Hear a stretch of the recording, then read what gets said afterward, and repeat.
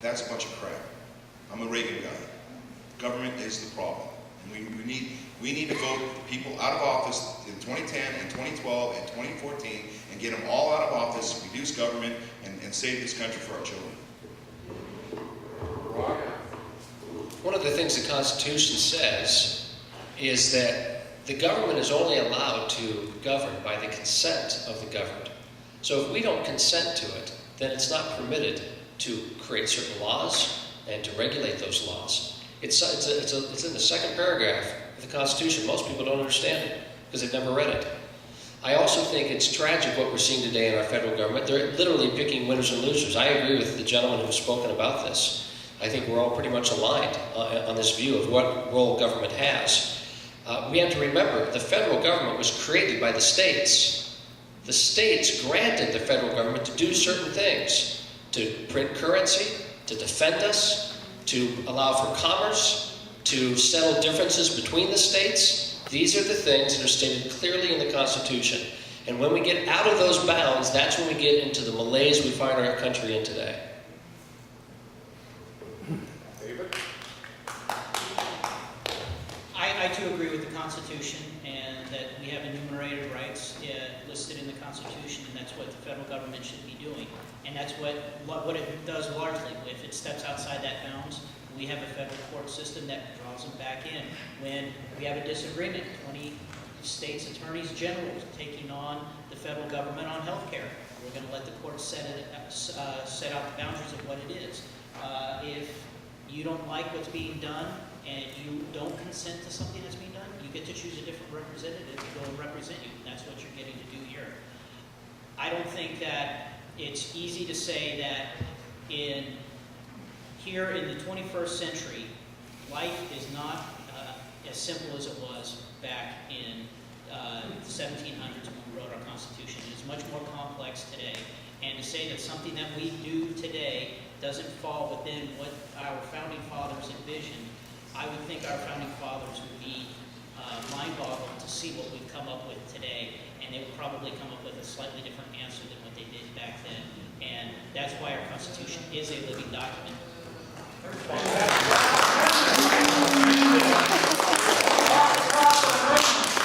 Actually, you're entitled to a follow-up question.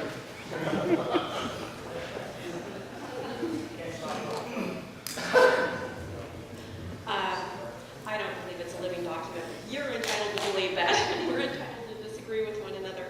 My follow-up would be, what do you see as the role for the UN? I haven't seen much good come out of it since they had John Bolton leave, and I'm disappointed in that. I liked him being in there. What do each of you consider the role of that body in our nation here? Okay, Go ahead, sir. John, go ahead. Okay, so, well, UN, not the response. You're killing me with that. I had to say something. The UN, I like John Bolton too. Bush put him in there. He stood against the UN. He put him in there as ambassador to the United Nations. I was happy to see that. The United Nations, we pick up the tab, and quite frankly, there are those like Syria and other countries on the terrorist list that are rotated onto the Security Council. They vote against us. They pass resolutions against our allies like Israel. I find the UN to be, they allow people like Ahmadinejad to come in and badmouth America, and quite frankly, we pay for it all. I think that we could negotiate without them. It's costly. I'm not real fond of the United Nations. That said, I mean, it is a forum to engage, but I worry about our U.S. Military and their sovereignty being superseded by the United Nations, and I worry about an overall New World Order and the trans nationalists like President Obama and others. And I don't see the necessary. Quite frankly, in the world we live in, see the need for the United Nations in the current format. I would at least look to spread out the who pays for it instead of the United States. Doug? I too am very suspicious of the UN and everything that they do, because they seem like they're an organization that's trying to redistribute the wealth of the world from the United States to everybody else.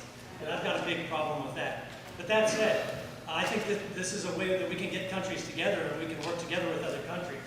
When Saddam invaded Kuwait, that's my experience. I was there in Israel at the time, and we went through the Suez Canal and started blockading Iraq, right there in the Gulf of Aqaba. You know, me and my helicopter blockading. Well, I wouldn't have been able to do that legally without some form of international agreement, and the UN resolution allowed us to do that. So we were basically acting like pirates out there, but we were doing it legally because we had the UN resolution and the support of many countries. So in that aspect, the UN was very useful.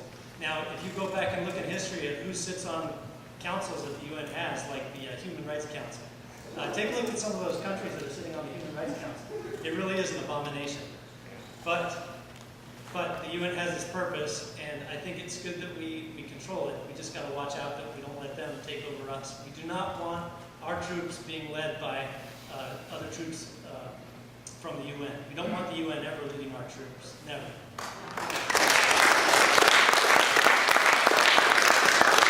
Any other comments on this question?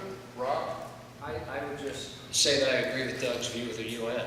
And I think one reason we get so frustrated by it is because we feel that America has weakened its role in the UN. We feel like our voice is not being heard in the very body which sits in New York City, in our country. And it's just inherently frustrating for Americans. So I think we need to be strong as a country. I think we need to restore our position of leadership internationally. And I think, to use Reagan's words and others before him, we need to walk softly and carry a big stick. We need to have that kind of influence. And I think when we begin to lose that, then the UN seems to have more power over our foreign relations and our international decisions. And that, again, is just not the American history, and that's why I think some of us are frustrated with it. Stephen? Well, Woodrow Wilson and the League of Nations, that didn't go over well, and we had World War II and the Treaty of Versailles and all that good stuff. As far as the UN is concerned, I did a lot of humanitarian missions worldwide, and from Somalia to Rwanda to all those things. And we need a forum. We need a forum. But the point is kind of mute because our country's broke. All the socialist countries that are involved in NATO or from Greece all the way down from everybody, they're running deficits from 60% of GDP to 100% to 150%. They're all insolvent. We're headed on that track. So talking about the UN, what their role in the world is right now, I mean, of course, George Bush was very rogue, and I was in Iraq. I supported Iraq. I don't know if I continually support nation building in a country like Afghanistan, whose 50% of its GDP is part of the poppy fields. So we need a body to be able to communicate. If we're on the brink of nuclear war with Iraq or Iran because of all this conditioning and all this what's happening, they're just families and just people. But we need a forum, and we need to talk this out. The United Nations is just one of several bodies by which we interact with our foreign partners around the world. There's the World Trade Organization, there's the World Court, the United Nations. All these organizations work together that extend U.S. influence throughout the world. And if we use that influence properly, we don't have to resort to using our muscle to get that influence. So I think it's important that we play a part in the United Nations and that we play an active leadership role in the United Nations. And that's in America's best interest to do so. Not ceding any of our sovereignty to the United Nations. That's not something that we want to do. But we definitely want to be a player in that. Otherwise, if we don't play in it, the rest of the world is going to play without us. Okay, the next question. Ticket number is 329.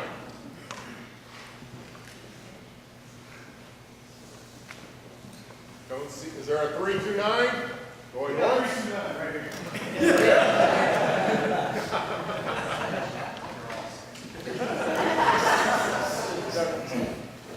I've got a bunch of questions, but basically it all boils down to fairness. My feelings right now is things are not fair with the government, from our tax code, where 50% of Americans do not pay income tax, to the way we provide subsidies to buy votes and stuff. What will you do to address fairness My question is to David, United States Army. Very good. Thank you. Thank you for your service, and thank you for the question. My intention is to return the tax code to the way it was in 2000 before George Bush started the tax cuts that started us on a road to a ballooning deficit and a debt that we will be unable to pay off unless we go through and correct it. That was a fair tax code. It allowed for even payments, even revenues that were aligned with our American values. It allowed for payment of the debt, and we had a decreasing deficit or a decreasing debt in this country, and we are actually running a surplus. So that's something that I would like to see returned.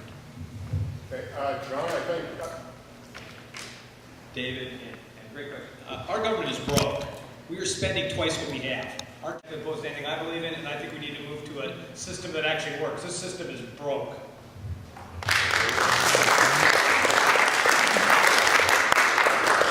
Yeah, absolutely. I believe people ought to be rewarded for their success. And when you tax somebody, you're punishing them for their success. So, across the board, flat tax, I like Paul Ryan's plan. So if I went up to Congress, I'd be jumping on his team, especially where it concerns reforming the tax code. But one other point that I'd like to add to what John said was, when everybody is contributing to something, they all have buy-in and they all care about it. If you have half the people that don't have any buy-in to this process, then they're just there along for the ride. They're just there for the handout. And the more people that you put in that group, if you keep building that group of the people that are just receiving the handouts, you're going to end up with a problem over time. You're going to have not only a voter bloc that votes to keep their handouts, but you're going to make the whole system so top-heavy with such a deficit, that we're going to implode. And we need to do something to stop it right now. We're at a tipping point. Stephen? Okay, well, Rob, okay, I saw. Okay, Kennedy was a tax cutter. He cut the tax 2%. Okay, let's look at what George Bush did. 2000, we had the dangling Chad fiasco. We had the tech bubble. I was a business owner. I watched the stock market slide from 6,500 and down to 1,250. Then we had 9/11. That was another hit on my business. And then we had the 2002, I tell you what I don't think is fair. It's not fair to put a burden on children through taxation and new government programs and new laws that are being passed in this current Congress that these kids don't even understand. And if they did, I doubt they would consent to it, because it is affecting their opportunity and their ability to be successful as Americans in the future. I also think it's unfair to criticize what happened in 2001, and with all due respect, David, it's unfair to forget what 9/11 was and what it meant to this country economically. It totally put a stalemate on all things in commerce in this country, and it took a long time to climb out of it. I also think it's unfair to have an overcomplicated tax system, which even the IRS commissioner finds to be so complicated that he's hired someone else to do his taxes for him. These are some of the things that are unfair. We need to go back and simplify and return to basic principles that made our country great, not that made our country complicated and, frankly, a laughingstock. I was on uniform today. I was in uniform the day that 9/11 happened. Don't use that thing as a political thing and throw that down, because I was there. You're entitled to a follow-up question. Yes, I do have a follow-up question. Everybody's talking about tax cuts. That's great. I would love to have my taxes cut because I'm part of the 50% actually does pay income tax. One thing that I want to know though, are you willing to cut your sacred cows? Are you willing to cut the military budget? I'm former military. I love the military. But we spend $700 billion a year. Europe spends $200 billion a year. China's in $8 billion, Russia's. But I mean, we're more than 4 times other governments or collections of governments. And every economist out, well, not everyone, but a large consensus of economists out there say military spending does not increase, does not produce economic growth. So are you willing to cut the military's budget? And who are you directing that to first? Well, let's ask the military guy in the end there. John? Of course, you know, the United States' position in the world is we are the superpower.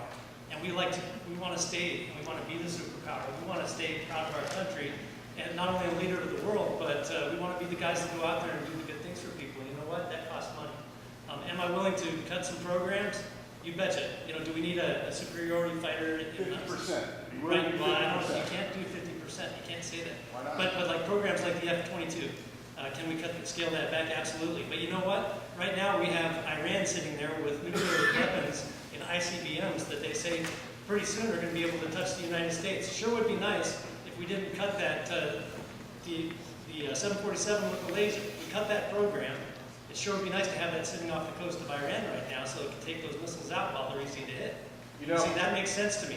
prevention is great, but Yeah, the Constitution, the defense of the country is something that we are actually supposed to spend our money on. So, you know, am I for cutting the military budget by 50%? I can't say that. But what I can say is if there's a program out there that needs to be cut, we need to take a close look at it and cut it. But something like that 747, I sure wish we had it right now. I sure wish we didn't cut it. Okay, John?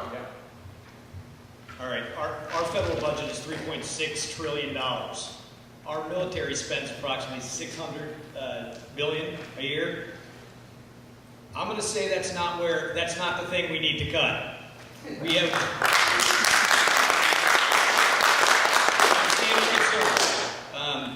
but we have nearly $100 billion in Medicare waste fraud we discovered.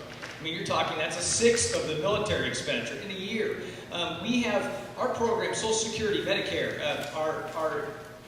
we have unfunded liability going forward. They're going to bankrupt America. It's not the military that's going to bankrupt America. The military keeps us safe. It is, as you said, it is one of the protecting our life, liberty, and our property, which is our pursuit of happiness, all three of the above, is one of the fundamental principles of the United States federal government, and I absolutely wouldn't look to cut the military first. There is plenty of waste, corruption, and places to start cutting. I think that we need to start addressing, we're going to address the debt, which is the biggest grill in the room.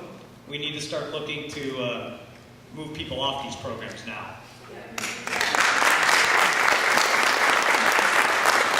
Anyone else have a comment on Stephen?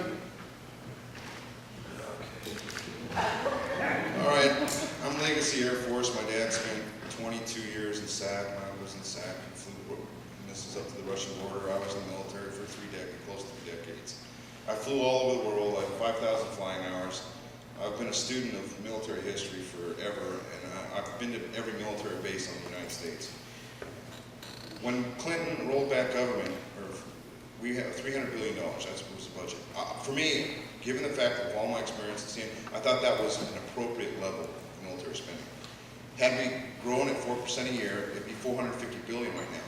It's not 700 or 600 billion. It's more like $1 trillion if you factor in all the military places and violating our Fourth Amendment rights with the Department of Homeland Security and all that stuff. All the stuff that happened after 9/11 that built up, it's more like $1 trillion. Now, we're spending $200 billion a year in a country that 50% of their GDP is from poppy fields. Now, when do they say we've nation built enough to where they're secure when 50% of the population makes their money off of poppy? So, I think we can do a lot with the military, but we need to invest it here in this country. Okay, there's Rob and Dave. Would you like to comment on that question? I think I can't say that, yes, I'm going to go out there and cut the military by 50%. That is the wrong answer. We have to look and make sure that our military is right-sized for the mission that's out there. And are there a lot of wasteful programs within the military? Yes, there are. There's a lot of congressmen and senators that have gone through and protected their little turf program for their whatever they have back in their home district. And we need to make sure that the military continues to, or we empower the military to set the programs together that carry out the missions that are directed by the president and allowed for by Congress. We have to bring back some of that pork barrel military spending that keeps the military budget bloated. And I'd like to thank John here. That is the most honest answer I've heard on the entitlement programs tonight.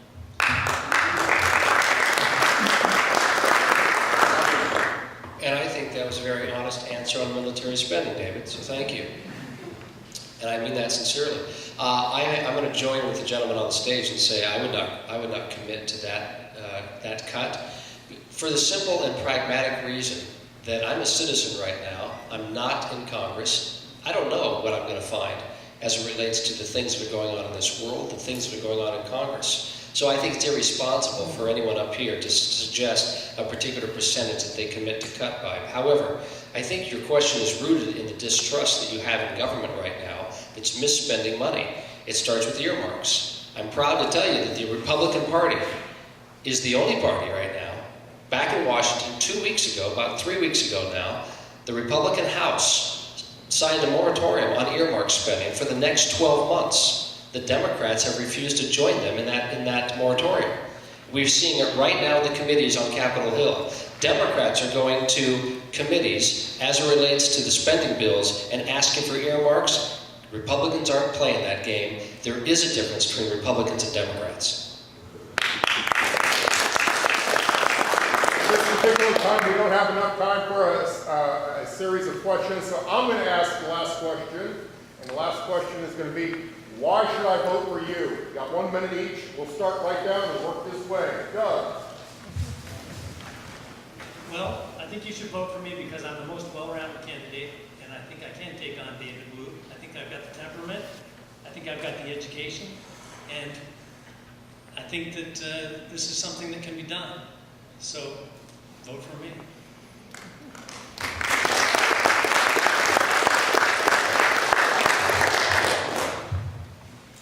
I believe that I'm the only candidate that can actually win, and the reason I feel that is I'm one of the leaders in the movement, the freedom movement. So as I go around, 90% of the people say they've never been participants in this. There's a huge groundswell, and we're seeing a transformation on the political landscape, and I'm a part of it and a leader.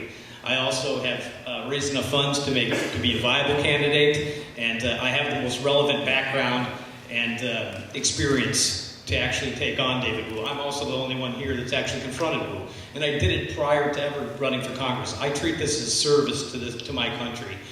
This is not about me, this is about us. I'm one of us, not one of them.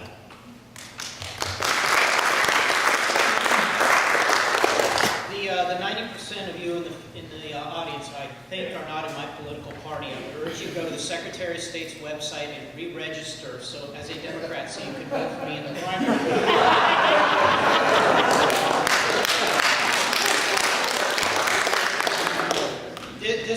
This really overall is a left-leaning Democratic district, so the choice is which Democrat do you want to have representing you? I know nobody agrees with that, but the question is which Democrat do you want to have representing you? And I think I'm a hell of a lot better than David Wu.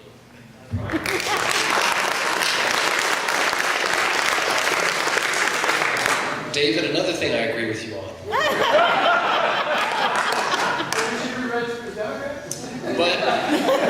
But you're not better than the Republican Party, David. It comes down to hopefully you found 5 likable guys up here tonight. But politics and getting elected in Oregon District 1 is not about likability. It's about winnability. You have to ask yourself, who among us has the skill set, the background, the experience, as Doug said, the temperament, the support, the resources to beat a 6-term incumbent? Because this is not playground stuff. This is real hardball politics to beat a 6-term incumbent in Oregon. David's right. It's a democratically controlled district. I am one throughout my professional life, throughout my adult life. I've brought people together of all stripes, very diverse people in all markets in this country, and we've solved problems together. I keep my principles close to me, and I share them with people when it's necessary to get things done.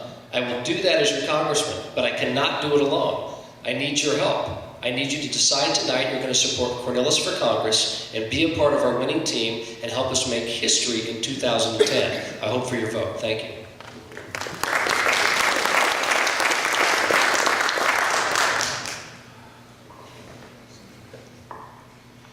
You know, with a district of 650,000 people, you'd think there'd be more Americans banging on the door to run for Congress against David Wu. It's not really an individual effort, it's a team effort, but you know, 5,000 flying hours and decades serving my country. I mean, I got about 22 years for pay and all that, but I've been all over this world. I've been a student of history. I've been a student of what's happening on the front lines. I've run a business.